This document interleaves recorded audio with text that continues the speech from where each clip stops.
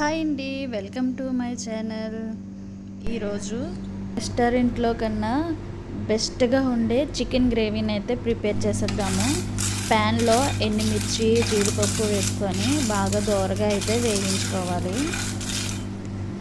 ఇలా బాగా వేగిన తర్వాత తీసి చల్లారనిచ్చి మిక్సీ గిన్నెలో అయితే వేసుకొని మెత్తగా అయితే పౌడర్ చేసుకోవాలి.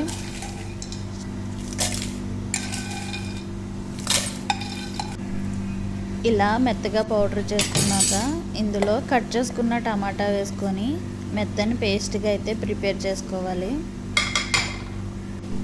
ఇలా మెత్తని పేస్ట్ని పక్కన పెట్టుకొని ప్యాన్లో ఆయిల్ వేసుకొని ఆయిల్ హీట్ అయిన తర్వాత జీడిపప్పు బిర్యానీ ఆకు వేసుకొని బాగా గోల్డెన్ కలర్ వచ్చేంత వరకు వేగించుకోవాలి.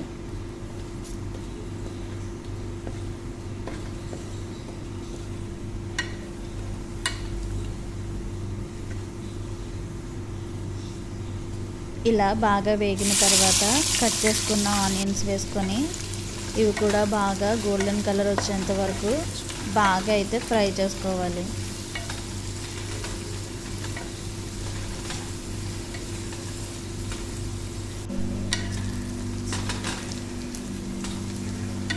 ఆనియన్స్ బాగా గోల్డెన్ కలర్ వచ్చేంత వరకు వేగించుకుంటేనే కర్రీ టేస్ట్ బాగుంటుంది.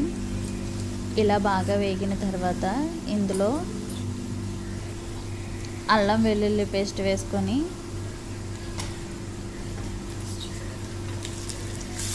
అల్లం పచ్చివాసన పోయేంత వరకు బాగా అయితే వేపుకోవాలి.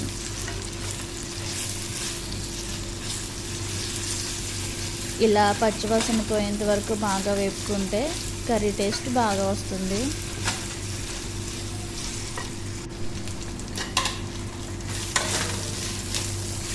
అడుగు పట్టకుండా బాగా మీడియం ఫ్లేమ్లో పెట్టి బాగా కలుపుకుంటూ వేగించుకుంటే అడుగు మాడిపోకుండా ఉంటుంది.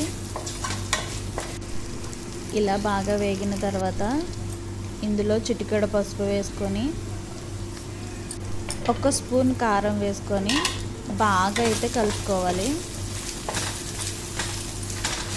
కారం అంతా మిక్స్ అయ్యేంత వరకు బాగా మీడియం ఫ్లేమ్లోనే అడుగు పట్టకుండా బాగా వేపుకోవాలి.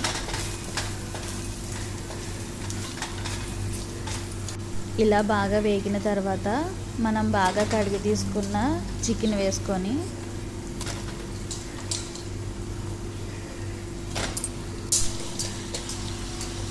ఇలా చికెన్ అంతా వేసేసుకున్న తర్వాత బాగా అయితే కలుపుకోవాలి.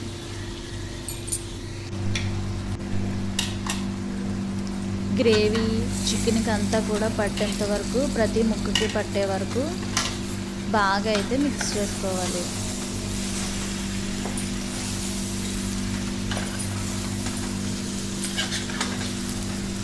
ఇలా గ్రేవీ అంతా ప్రతి ముక్కకి పట్టేంత వరకు బాగా కలుపుకుంటే ప్రతి ముక్కకి కూడా ఆ గ్రేవీ వెళ్ళి టేస్ట్ అయితే చాలా బాగా వస్తుంది.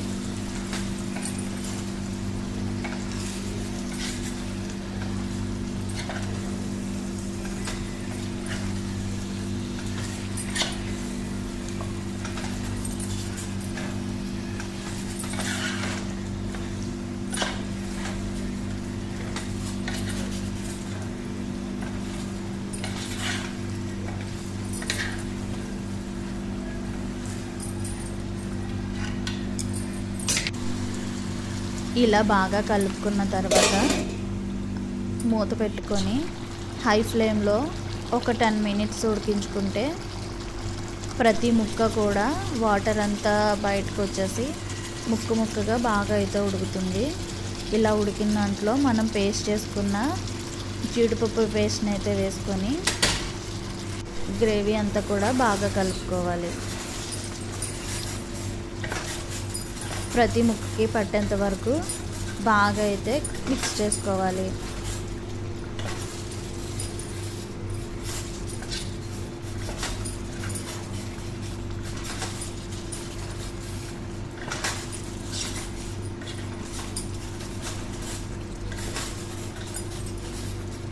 ఎంత బాగా కలుపుకుంటే ప్రతి ముక్కకి కూడా గ్రేవీ వెళ్ళి అంత టేస్ట్గా అయితే ఉంటుంది. ఇప్పుడు ఒక స్పూన్ ఉప్పు వేసుకొని మూత పెట్టుకొని ఒక 3 మినిట్స్ అయితే మగ్గనివ్వాలి. ఇలా మగ్గిన తర్వాత ముక్క ములిగేంత వరకు వాటర్ వేసుకొని అయితే ఉడికించుకోవాలి.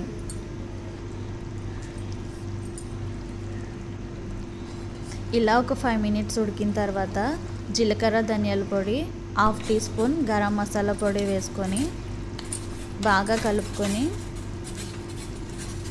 ఇంకో 10 మినిట్స్ అయితే ఉడికించుకోవాలి.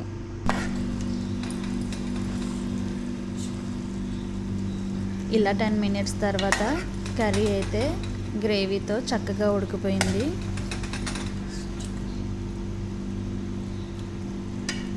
ఎంతో కలర్ఫుల్గా చికెన్ అయితే రెడీ అయిపోయింది. చూసారా, ప్రతి ముక్కకి కూడా గ్రేవీ పట్టి ప్రతి ముక్క కూడా రెస్టారెంట్లో కన్నా బెస్ట్ టేస్ట్ అయితే వస్తుంది.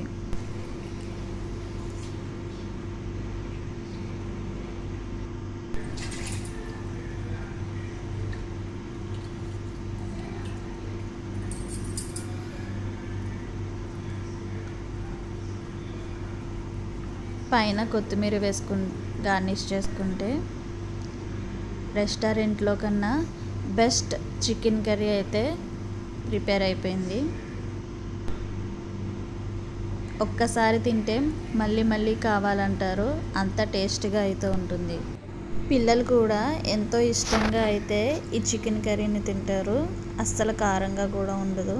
నేను పెట్టే ప్రతి వీడియో మీకు రావాలంటే సబ్స్క్రైబ్ చేసుకోండి.